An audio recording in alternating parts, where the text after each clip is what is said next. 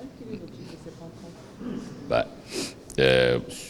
Vous avez dû entendre dans les mots qui ont été prononcés par moi-même et par Jean-Paul, secrétaire général de la JUCAF, que nous nous rencontrons en tant que Cour suprême francophone pour échanger, débattre sur les méthodes que nous utilisons pour travailler, sur le contenu des décisions que nous rendons et comment on les rend.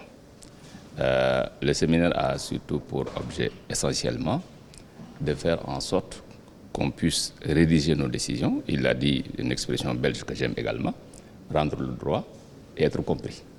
C'est ça l'objectif.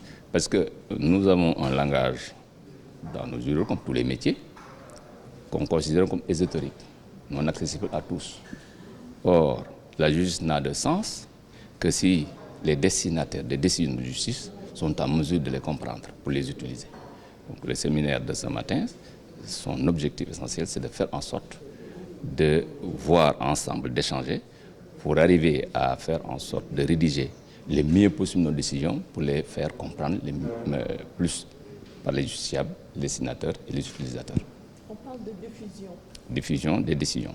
Oui, justement, Oui. diffusion des décisions à l'ère du numérique aujourd'hui. Oui.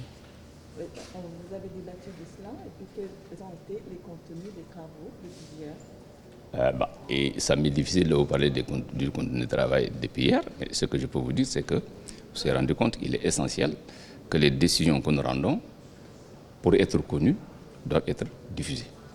Donc, nous faisons en sorte, dans nos différentes juridictions, de publier, on appelle des bulletins d'information, des bulletins des arrêts, qui sont accessibles, mais souvent aux spécialistes. Alors, l'Internet, qui est l'outil le plus accessible, enfin, un outil populaire, si nous arrivons à publier nos décisions à travers l'Internet, ces décisions seront encore de plus en plus accessibles aux spécialistes, mais également aux utilisateurs et au public. Donc, je ne peux pas me prononcer sur le contenu des travaux d'hier, j'y étais pas, mais enfin, l'essentiel, c'est ça, c'est de faire en sorte que les décisions puissent être accessibles, et pour être accessibles, elles doivent être publiées. Évidemment, la publication doit prendre garde de faire en sorte de ne pas violer les données personnelles des gens qui sont concernés. Voilà. Est-ce que la justice sénégalaise aujourd'hui est bien outillée sur ce plan? Elle est en train d'y travailler. Elle est en train de travailler, nous espérons y parvenir. Parce qu'à la Cour suprême, nous avons un site qui est en train de se construire. Depuis fort longtemps, nous publions des bulletins d'information et des bulletins de nos arrêts. Voilà, nous sommes en train de construire le moyen de faire en sorte que nos décisions puissent être accessibles. Voilà. Vous avez encore précisé. Oui. Monsieur le Président, ndaje mi lan moo ko waral yaa ngi jiite léegi ouverture bi. waaw ndaje mi d'abord c'est Cour suprême yi nga xam ne réew yi nga xam ne dañuy làkk français te bokk ci li ñuy wax francophonie ñoom ñoo ko sabab moo tax mu am fi tey lu ñu bëggoon a def la ci at bi weesu waaye crise sanitaire bi ñuy vivre moo tax amutoon te ñu def ko tey. Il est vrai que la crise n'est pas terminée mais ñu ngi ci encore mais yàlla def na ba tey mën nañu def ndaje mi pour waxtaan suñuy biir toujours pour gën a yokk li nga xam ne ñu ngi koy def te justice moomuñu ko en réalité justice dañ naan la justice est rendue au nom du peuple sénégalais donc au nom du peuple ba mu ñu koy rendre peuple boobu war na mën a xam li ñuy def lan la. te plus ñuy xam li ñuy def lan la plus nit ñi di accepter justice c'est un moyen très sûr de faire en sorte que la justice soit transparente donc loolu moo waral ndaje mi du tey rek defoon nañ ko Liban defoon nañ ko Togo dañ koy continuer dañ ko defaat aussi 2022 parce que li tax a jóg mbootaay mi mooy def ba nga xam ne ñi bokk ci réew yi nga xam ne ñoo ŋànk francophonie lépp lu ñuy liggéey ci justice nit ñi mën ko xam parce que buñ ko xamul duñ ko nangu. ni ñu koy gën a xam ne di ko nangu lu bari dañ koy wax justice def na nangam fekk ñàkk a xam la justice def moo tax ñuy wax loola su ko defee nag ñu fexe ba justice nit ñi di ko gën di xam parce que ni ñu koy gën di xam rek di ko gën a nangu. ci kaw xamle boobu wala xam bi. tey xam nañ ne dafa am ay xarala yu bees. oui te yéen a ngi waxu diffusion. oui lan moo si taxawaay bi ak nan ngeen ko siy dugale.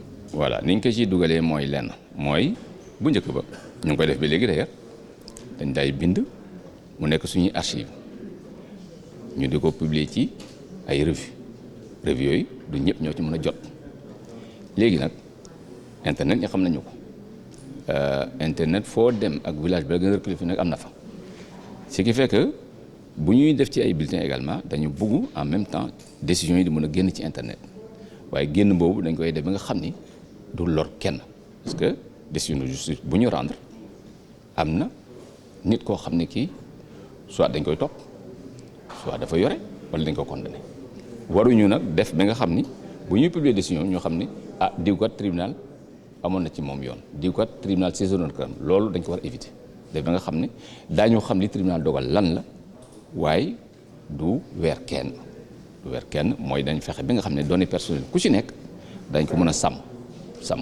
ba loolu duñ ko violer parce que loi bi aussi daf ko tere diffusion boobu nag mooy fexe ba nga xam ne site internet yi ñu am ko mu performant opérationnel de manière que ñëpp mun ci accéder Cour suprême Sénégal mu ngi defar fi mu nekk nii site boo xam ne bi bu sottee képp ku soxla accéder ci décision Cour suprême Sénégal di nga ko mun boo cliquer ci surtout Cour suprême voilà. foofu lañ toll. ankay commencé na parce que ñu ngi ciy liggéeyoon nañ ci sax at yi weesu waaye fi mu nekk nii ñu ngi ciy liggéeyaat ak ADIE bu état du Sénégal waaw nekk na merci.